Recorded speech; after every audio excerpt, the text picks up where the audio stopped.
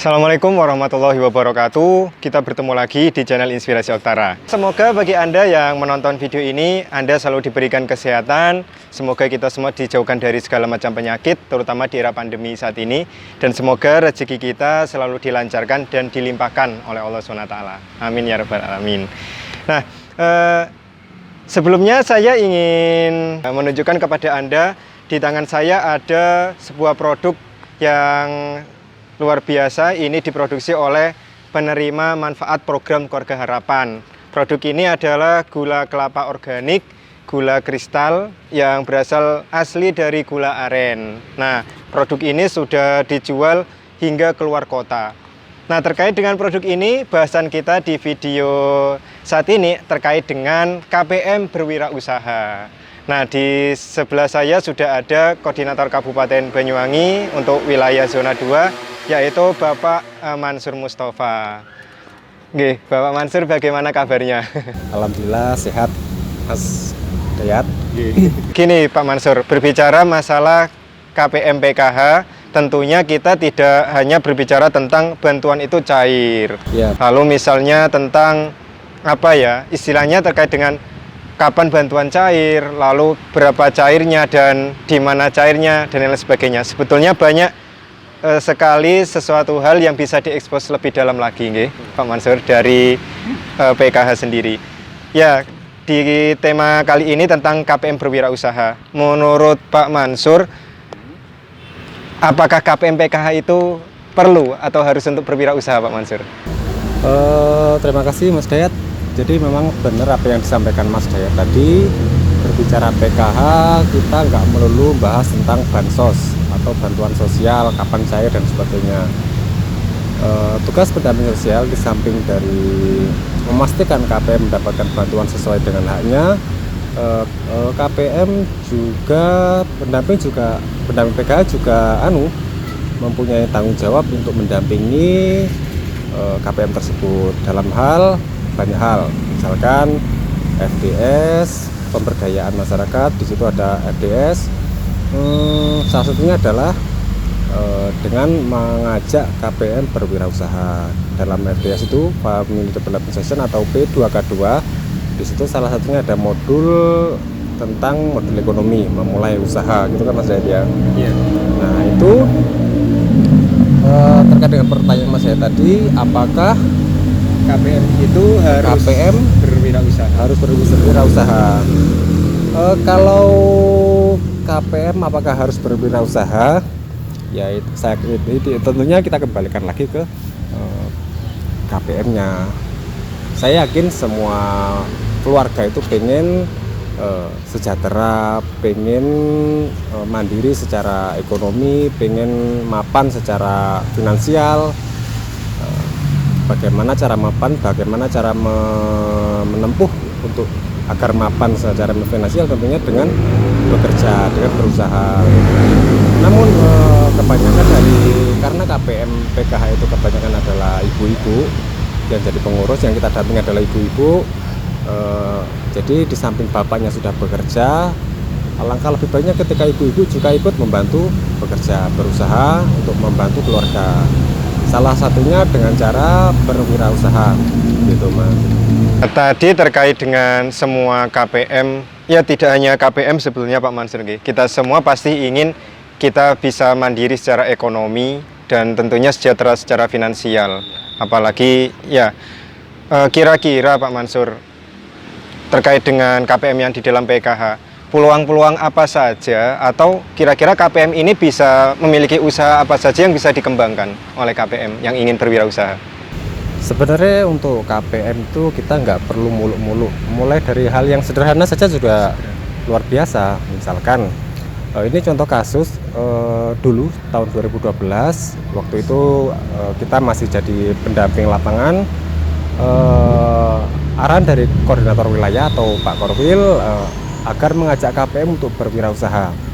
Maka dari itu teman-teman kita angkatan 2012 itu sepakat, ayo kita ngajak KPM berwirausaha. Salah satunya apa yang kita munculkan adalah bisnis kerupuk, Mas. Bisnis kerupuk. Jadi goreng kerupuk terus dijual dijual ke toko, dititipkan ke kantor pos. Dulu kan pencairan lewat kantor pos, dititipkan ke kantor pos.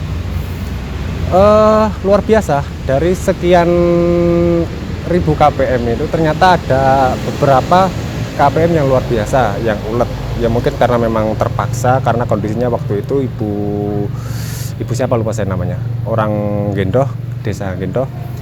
Nah, ibu tersebut karena memang suaminya sakit gak bisa bekerja lama, sakit lama mas.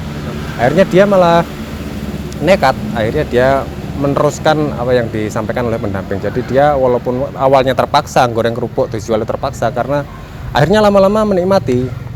Dan alhamdulillah kabar terakhir kita tahun 2015-2016 kita kunjungan ke sana, KPM tersebut sudah mundur dari kebesaran PKH, mengajukan mundur. Mas, saya malu dapat bantuan PKH lagi, saya sudah merasa cukup, saya sudah bisa sejahtera. Loh, iya tak Bu? Memang penghasilannya berapa Bu? Alhamdulillah saya bisa dalam 1 bulan omset saya 60 juta Mas, 60 juta, luar biasa, 60 juta. Dan yang bikin kita kagum lagi adalah yang bekerja di situ, yang membantu bekerja, yang adalah KPM-KPM sekitar. Jadi KPM PKH sekitar itu dipekerjakan di situ. Jadi manajemennya luar biasa, ibu tersebut lincah. Mungkin karena awal dari keterpaksaan itu akhirnya dia bisa sukses kayak gitu. Bahkan sampai di Pak Direktur Pak Nur Pujianto itu sampai menyempatkan hadir ke Banyuwangi untuk mengunjungi beliau. Fotonya nanti ada Mas, insya Allah. Ya, nanti saya akan tampilkan foto kesuksesan dari salah satu KPM yang ada di Banyuwangi terkait dengan ternyata KPM pun bisa berhasil dan bahkan bisa melampaui pendampingnya ya Pak Mansur ya. Luar biasa, iya. Pendampingnya korkapnya kalah. Iya, korkapnya kalah apalagi pendampingnya. Mas, apa ya, kebanggaan kita ketika bisa mengentaskan kemiskinan, mengentaskan warga yang dari zona apa ya, zona prasejahtera menjadi zona yang luar biasa seperti itu. Ya, tentu untuk KPM yang berani berwirausaha tadi, entah itu awalnya dari karena keadaan yang suaminya sakit atau memang punya minat yang besar ya Pak Mansur ya. Ini punya peluang yang sangat besar tentunya. Menurut Pak Mansur, ini kan KPM PKH itu kan intinya kita sudah berada di dalam satu lingkaran keluarga PKH. Keuntungan KPM penerima PKH jika memang memiliki keinginan untuk berwirausaha itu apa? Oh, jadi gini, PKH itu kan jaringan. Se-Indonesia itu ada 10 juta penerima PKH. 10 juta ya. Bayangkan ketika 10 juta orang ini semuanya berwirausaha, saling tukar produk, misalkan dari Banyuwangi kirimkan produk apa ini, gula apa ini Mas? Gula organik. Kita share, kita bantu share. Jadi karena memang kita ini apa, jejaring yang luar biasa, ada jejaring Korkap, koordinator kabupaten, ada jejaring pendamping, kita bisa bantu share produknya itu, dilengkapi, mungkin nanti dilengkapi dengan nomor kontaknya yang bisa dihubungi, kita bantu share, promosikan ke se-Indonesia. Jadi nanti ketika dari kabupaten lain atau provinsi lain yang membutuhkan, bisa kita saling kirim atau saling memberi dan menerima gitu. Itu luar biasa. Bayangkan ketika 10 juta ini 1% saja yang membeli produk dari KPM. Dan ketika 1% saja yang membeli produk dari KPM ini, berapa keuntungannya? Seperti itu. Jadi sangat potensial sekali ketika KPM punya usaha, bingung mau memasarkan produknya seperti apa. Nah, kita mumpung kita punya jejaring yang luar biasa, kenapa tidak dimanfaatkan seperti itu? Ya, jadi menarik sekali tadi apa yang disampaikan Pak Mansur. Tentunya bagi Anda penerima PKH yang memiliki usaha atau berkeinginan untuk mendirikan usaha, Anda itu sebetulnya masuk ke dalam lingkungan yang sangat luar biasa. Karena di dalam PKH itu jaringan. Jika Anda bingung untuk mengatur keuangan, untuk mengatur modal usaha, tentunya Anda dilatih dalam mengikuti pertemuan kelompok bulanan atau FDS tadi di modul ekonomi. Anda akan diajarkan. Ada juga sesi terkait dengan bagaimana memulai usaha dan yang lain sebagainya. Ketika Anda sudah memiliki produk, lalu Anda bingung memasarkan, maka kita memanfaatkan jaringan yang ada di seluruh Indonesia, baik 10 juta penerima manfaat se-Indonesia maupun para pendamping sosial se-Indonesia. Ini kita bisa manfaatkan jaringan tersebut. Sehingga otomatis KPM PKH yang memiliki usaha atau ingin mendirikan usaha ini potensial sekali dan peluangnya lebih besar mungkin ya Pak Mansur ya, daripada penerima PKH. Jadi seperti itu. Nah, karena kita melihat bagaimana potensi dari KPM yang ingin mendirikan usaha begitu besar ketika mereka masuk di PKH. Lalu Pak Mansur, pada kenyataannya sekarang KPM itu banyak yang ragu. Kadang sudah memiliki ide, memiliki kemampuan, tetapi mereka takut untuk memulai usaha karena takut gagal mungkin, atau misalnya modal yang tidak cukup, atau yang paling sering ditemukan, mereka ini memiliki pendapat seperti ini. Jadi kalau misalnya saya punya usaha, apakah di waktu dekat saya akan digraduasi atau dikeluarkan dari PKH? Nah, ini sebagian besar takut untuk digraduasi ketika punya usaha. Ini bagaimana Pak Mansur? Sebenarnya ketika modul ekonomi di EPKH di P2K2 itu maksimal, sebenarnya KPM nggak akan merasa takut untuk digraduasi, nggak akan merasa takut untuk memulai usaha, karena di situ sudah jelas kira-kira potensi di daerah, di desa situ apa, di desa situ apa, potensinya apa, kira-kira apa yang bisa dikembangkan. Dari kajian-kajian itu sebenarnya bisa untuk memulai usaha, karena memang kalau kita memulai usaha asal-asalan ya pasti kebanyakan sih gagal. Beda lagi kalau memang rezeki Mas yo. Iya. Tapi kebanyakan kalau kita memulai usaha tiba-tiba ujuk-ujuk saya mau bisnis burung misalkan, kita nggak tahu pasarnya burung seperti apa, potensi di desa tersebut seperti apa, ya akhirnya merugi.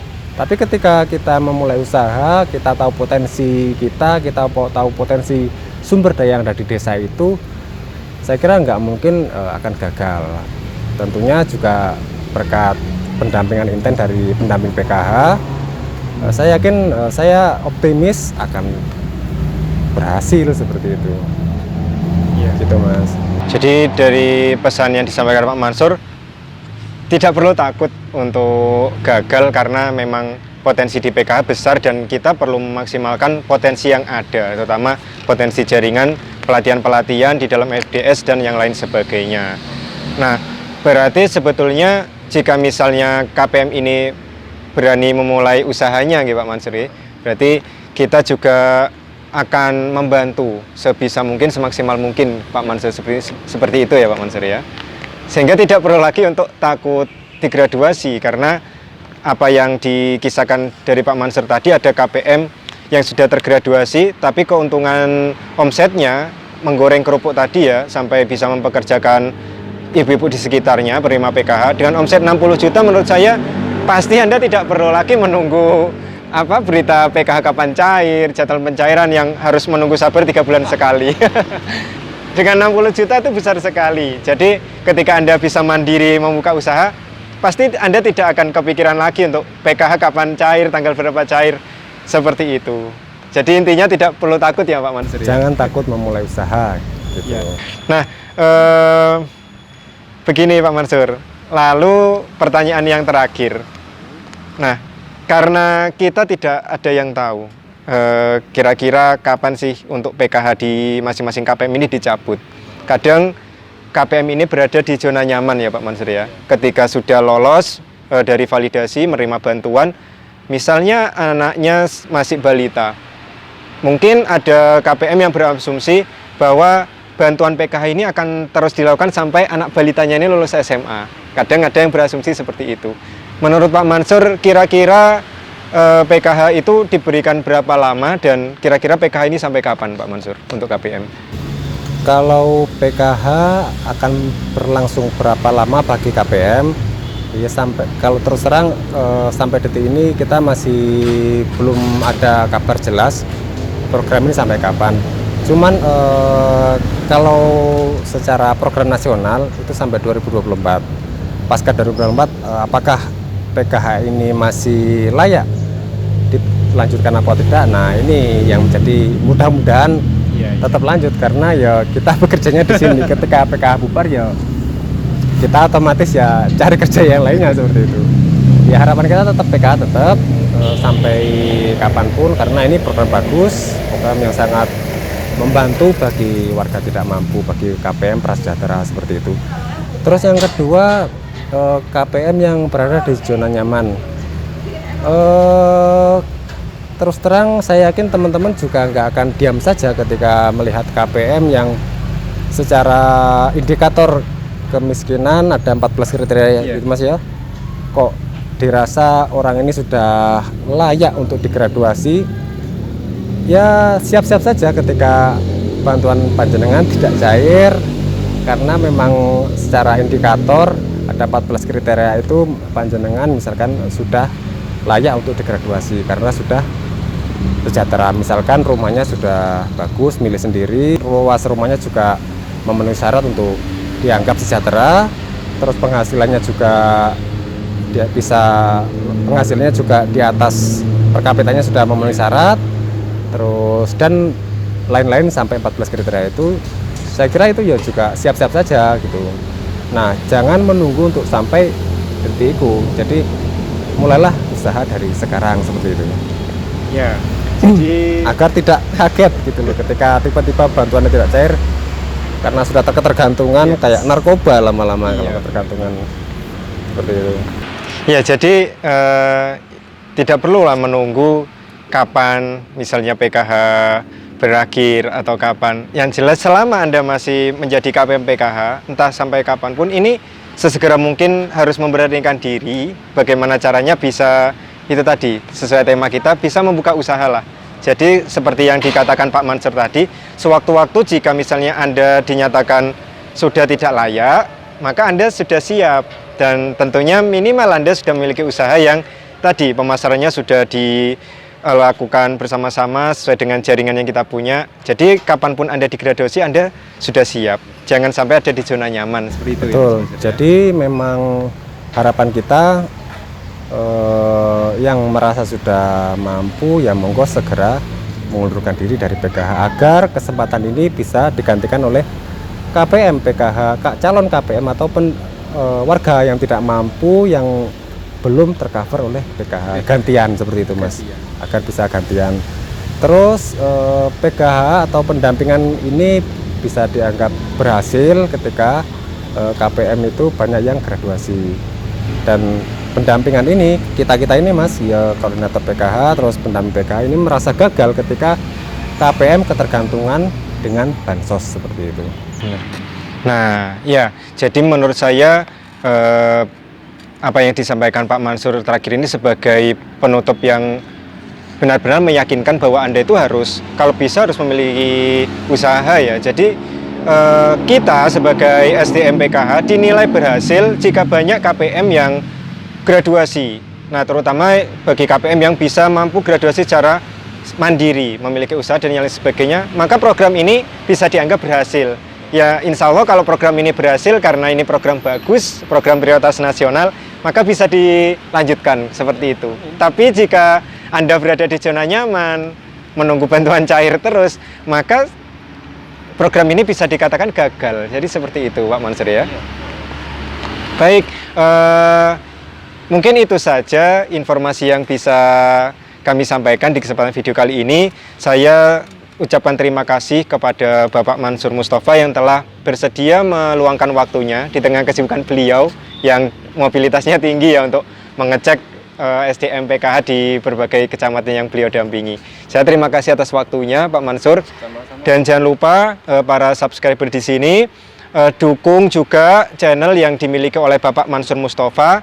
Nama channelnya adalah Pemerhati Sosial. Jadi silakan Anda cari setelah ini, cari di YouTube Pemerhati Sosial. Di sana Anda akan memperoleh informasi terkait bantuan sosial, baik itu PKH maupun BPNT yang tentunya disampaikan langsung oleh beliau yang sangat berkompeten di bidang program Keluarga Harapan.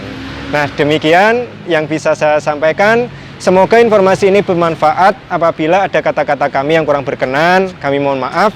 Kami akhiri, wassalamualaikum warahmatullahi wabarakatuh.